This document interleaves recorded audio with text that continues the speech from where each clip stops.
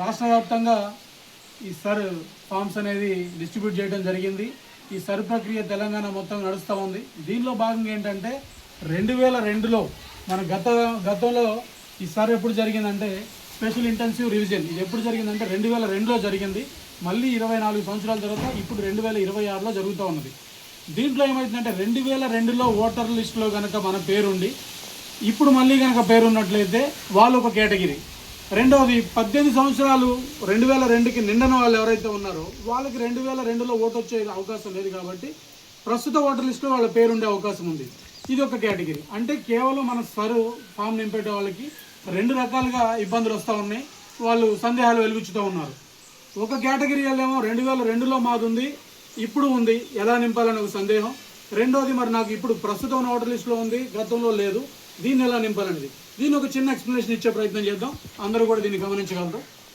ముందుగా మనకిచ్చిన ఫామ్ని కనుక మీరు చూసినట్లయితే దీనిలో ఈ విధంగా 3 కాలమ్స్ ఉంటాయి. ఇది ఫస్ట్ కాలం, ఇది రెండో కాలం, ఇది థర్డ్ కాలం. ఈ ఫస్ట్ కాలంలో ఎవరికైతే ఫామ్ ఇచ్చారో మీ ఫోటో గుర్తింపు కార్డు ఇక్కడ కనిపిస్తూనే ఉంటుంది. ఇతనికి సంబంధించిన వివరాలు ఏముంది ఇక్కడ, అతని డేట్ ఆఫ్ బర్త్, అతని యొక్క ఆధార్ నెంబర్, అతని యొక్క మొబైల్ నెంబర్, అతని తండ్రి పేరు, అతని యొక్క తండ్రి గారి కనుక ఓటర్ లిస్ట్ కనుక ఇప్పుడు ప్రస్తుత ఓటర్ ఐడి కార్డు నెంబర్ ఇక్కడ. తర్వాత ఇతని కనుక మళ్ళీ తల్లిగారి పేరు, తల్లిగారి ఓటర్ ఐడి నెంబర్ ఉంటే ఇక్కడ. జీవిత భాగస్వామి, ఒకవేళ పెళ్ళైన ఉన్నట్లయితే వాళ్ళ జీవిత భాగస్వామి పేరు, వాళ్ళ యొక్క ఓటర్ లిస్ట్. ఇది అందరికీ కూడా కామన్. ఈ ఫామ్ ఎవరికైతే వచ్చిందో వాళ్ళ యొక్క వ్యక్తిగత వివరాలు అనేది ఇక్కడ పూర్తి చేయాలి. ఇప్పుడు వచ్చేపాటికి ఈ 2 కాలమ్స్లో ఏది నింపాలి, ఈ కాలం ఎవరు నింపాలి, ఈ కాలం ఎవరు నింపాలి అనేది ఒక సందేహం. ఈ కాలం ఎవరు నింపాలంటే ఇక్కడ పైన క్లియర్గా ఉంది. గత సర్ యొక్క ఓటర్ల జాబితాలో ఓటర్ వివరాలు. అంటే మీ ఓటు ఇక్కడ ఉంది, 2002లో మీ ఓటు ఉన్నట్లయితే 2002లో అప్పుడు శాసనసభ నియోజకవర్గం ఏంటి. ఉదాహరణకు మనం సత్తుపల్లిని తీసుకున్నట్లయితే సత్తుపల్లి ప్రస్తుత యొక్క అసెంబ్లీ కాన్స్టిట్యున్సీ నెంబర్ 116. మరి గతంలో ఇది ఉమ్మడి ఆంధ్రప్రదేశ్ ఉన్నప్పుడు 277 దీని యొక్క అసెంబ్లీ నెంబర్. అప్పుడు మనం 2002లో కూడా నా ఓటు హక్కు ఉన్నట్లయితే 2002 దగ్గరకు వచ్చినప్పుడు ఇక్కడ ఓటర్ పేరు దగ్గర నా పేరే కనుక ఉన్నట్లయితే అంటే 2002లో ఇప్పుడు ఉన్నట్లే వాళ్ళ పేరు, ఓటర్ పేరు, అప్పుడు ఓటర్ లిస్టులో మీ యొక్క ఓటర్ ఐడి ఏ విధంగా ఉంది ఆ ఓటర్ ఐడి నెంబరు, బంధువు పేరు అన్న చోట మీ తండ్రి గారి పేరు, బంధుత్వం తండ్రి అవుతాడు, ఖమ్మం జిల్లా అంటే ఏ జిల్లా అయితే ఆ జిల్లా, రాష్ట్రం, శాసనసభ నియోజకవర్గం ఉమ్మడి ఆంధ్రప్రదేశ్లో శాసనసభ నియోజకవర్గం అయితే ఎంత అయితే అంత, పోలింగ్ బూత్ నెంబర్ ఇక్కడ వచ్చేపాటికి క్రమ సంఖ్య అంటే సీరియల్ నెంబర్, ఆ పోలింగ్ బూత్లో మీ సీరియల్ నెంబర్. ఇది 2002లోను ప్రస్తుతం ఉన్న ఓటర్ యొక్క వివరాలు నింపేటప్పుడు. ఇది ఇంకొక కేటగిరీకి వచ్చేపాటికి ఇప్పుడు 2002లో నా ఓటు లేదు, ఇప్పుడు నేనున్నాను, నా అప్పుడు డేట్ ఆఫ్ బర్త్ వచ్చేపాటికి నాది అప్పుడు 18 సంవత్సరాలు నిండలేదు, నాకు అప్పుడు ఓటు హక్కు లేదు. ఇప్పుడు వచ్చేపాటికి నా ఓటు హక్కు ఇప్పుడు ఉంది, నేనేం చేయాలా, ఇది ఖచ్చితంగా నింపాలి. ఇక రెండవది వచ్చేపాటికి మా నాన్నగారి డీటెయిల్స్ ఇక్కడ నింపాలి. ఎందుకంటే మా నాన్నగారికి 2002 కల్లా ఓటు ఉంటుంది కాబట్టి మా నాన్నగారి పేరు భాస్కర్ని గోపరాజు, ఇక్కడ తిరుపతాచారి రాంపల్లి తిరుపతాచారి గారి ఫామ్ నింపుతున్నాం కాబట్టి వారి పేరు, వారి నాన్నగారి పేరు సూర్యనారాయణ రాంపల్లి. వాళ్ళ నాన్నగారి 2002లో ఓటర్ ఐడిలో ఉన్నటువంటి ఓటర్ ఐడి కార్డు వివరాలు ఏదైతే ఉందో అది నింపుతాం. తర్వాత వారి యొక్క తండ్రి గారి పేరు పర్వతాచారి గారు, వారి యొక్క బంధుత్వం ఏంటి, తండ్రి, జిల్లా, తర్వాత అప్పటి యొక్క సీరియల్ నెంబర్లో 277 అనేది అసెంబ్లీ నెంబరు, 168 అనేది పోలింగ్ బూత్ నెంబరు, 306 అనేది క్రమ సంఖ్య.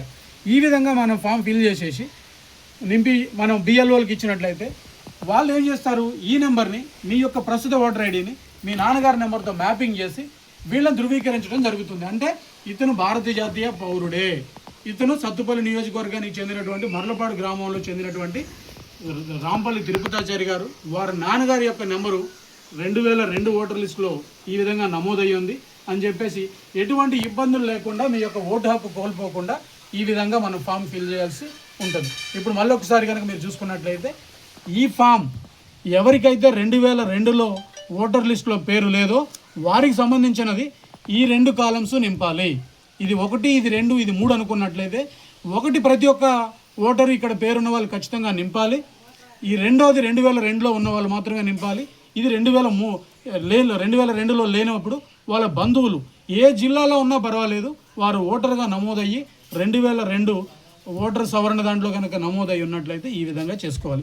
ఇంకా కొత్త వాళ్ళకి సంబంధించిన ఫామ్ ఏదైనా ఉన్నట్లయితే అది ఫామ్ 6 అని ఉంటుంది. ఆ ఫామ్ 6 నింపుకొని మనం కొత్తగా ఓటర్ ఐడిని నమోదు చేసుకోవడం కోసం అవకాశం ఉంటుంది.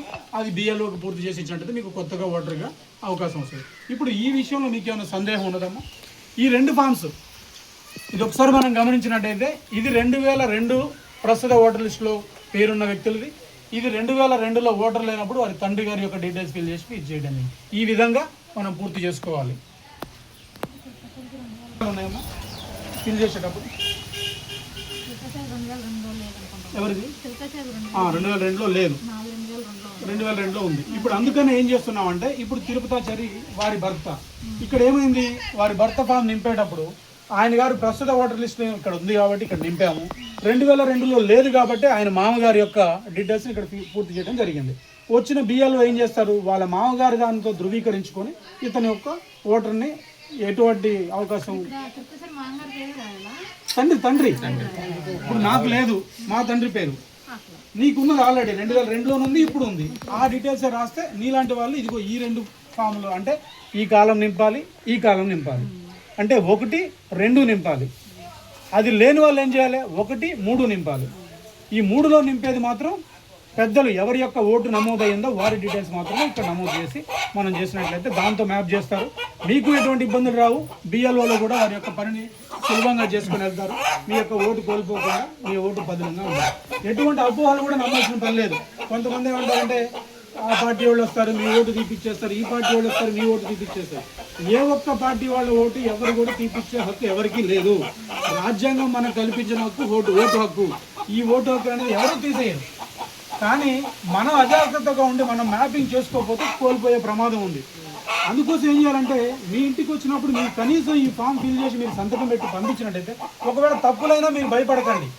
వాళ్ళు మళ్ళీ సంబంధిత బిఎల్ఓలు వచ్చి మీ ఇంటికి మీ ఆధార్ కార్డు, మీ మామగారి యొక్క ఓటర్ ఐడి కార్డు వివరాలు, లేకపోతే మీ యొక్క స్టడీ సర్టిఫికేట్ ఏదో తీసుకొని వెళ్తారు, దాంతో మ్యాప్ చేస్తారు. 2000 ఇది మన జూలై 30 తర్వాత మళ్ళీ దీన్ని మనం అప్పీల్కి వెళ్ళొచ్చు. దాంట్లో మన పేరు ఉందో లేదో చూసుకొని వాళ్ళు నోటీస్ పంపిస్తారు. ఆ నోటీస్కి సమాధానం ఇస్తే మన ఓటు హక్కు ఎక్కడికి పోతుంది. ఎవరి ఓటు పోతుందంటే దాంట్లో వచ్చి మీకు నోటీస్ వచ్చినా రెస్పాండ్ అవ్వకుండా మీరు రిప్లై ఇవ్వకుండా ఉంటారు, వాళ్ళు ఓటు హక్కు ఖచ్చితంగా పోతారు. ఇప్పుడు భారతీయులు ఎవరు కూడా భయపడాల్సిన పని లేదు. ఎందుకంటే మీ తండ్రో తాతో ముత్తాతో ఇక్కడ ఖచ్చితంగా ఇక్కడ వారి ఓటుతో మనం మ్యాప్ చేస్తాం. ఎవరు భయపడాలి? బంగ్లాదేశ్ నుంచి వచ్చారు, పాకిస్తాన్ నుంచి వచ్చారు, అక్రమంగా ఆధార్ కార్డు సంపాదించుకున్నారు, వాళ్ళ తండ్రి తాత ఇక్కడ ఉండరు, వాళ్ళకి మాత్రమే దీంట్లో ఇబ్బంది. మీరు ఎటువంటి సందేహం, మీరు వయసులో పెద్దవారైనప్పుడు ఎటువంటి సందేహం పడాల్సిన పని లేదు. ఎందుకంటే మీ పేరు 2002లోనూ ఉంటుంది, ఇప్పుడు ఉంది.